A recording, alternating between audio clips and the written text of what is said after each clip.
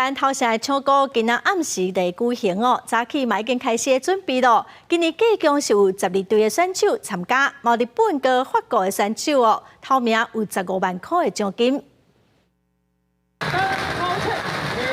在炮声当中，福村里的高层用吊车吊起了高碑顶悬，在地人嘛无用咧整理高层顶悬的制品，嘛也今早祈福。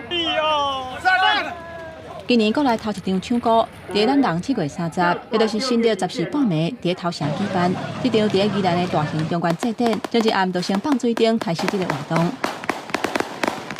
头城唱歌在2006年，由宜兰县政府指定做节庆类无形文化资产。在旧历7月上尾一天的半暝举办，要让好兄弟在鬼门关进前会当食一顿仔饱，祈求消灾解厄。今年拢总有12队来参加，还佫包括为日本、甲法国来的选手，每一队拢真拍拼的准备，希望会当达成标起的高平，抢15万的奖金，而且若甲高层顶悬的顺风旗记落来，还佫有另外奖金。有12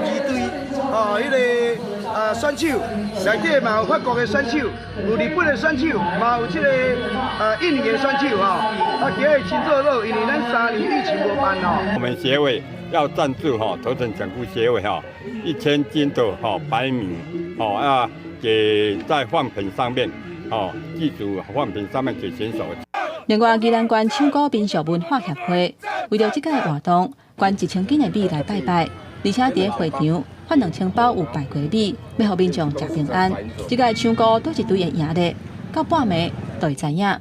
记者综合报道。